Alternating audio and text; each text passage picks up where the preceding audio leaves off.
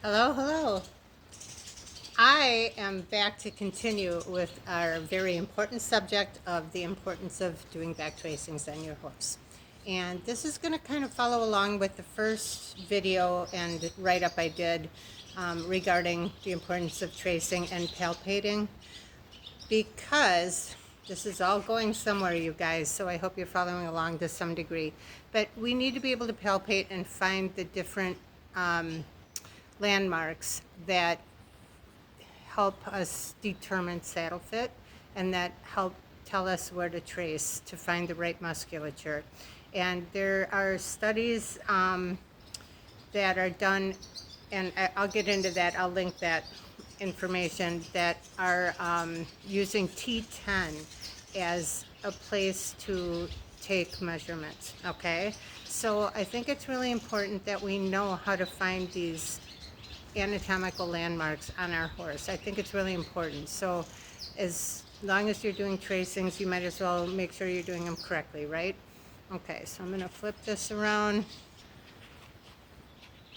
Okay. Oh, our subject fell asleep. Oh, well, she likes being palpated. It puts her right to sleep. So I started with some things just because I'm going to be holding the phone. You waking up? Okay, sweetheart, stand up. So I'm going to start at the front, okay? See that big number 4 there? So now this is how I was taught to do this. Oh my God, they're all... Somebody's gassy. It's not me, I promise. Okay. So I marked 4 here because it's like the highest wither bone that you can feel. It's like the first one. It's not the highest. It may not be the highest. It's the foremost one. Okay. Is typically T4. Okay. And don't take this all to the bank, but this is how I was taught. This has always served me well. So, okay. So that's 4. So that would probably be 5. This would be 6. Bump right here. This would be 7.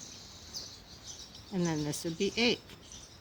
Right where my finger stopped. Now, if you'll see in my tracing instructions, and hopefully you've requested them. If you haven't, there's still time, because that's chapter 2 of the master class, is actually doing the tracings. Okay, so T8 is where we have you put your flexible curve and do your tracing. Now there's 2 reasons we're talking about it in this master class.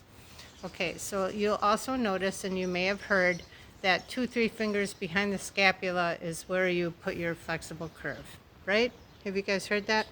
Okay, so the reason for that is you're leaving room for the scapula to rotate backwards, and you all know that when you pick up the front leg, this all rotates back. Maybe this line may end up back here, okay?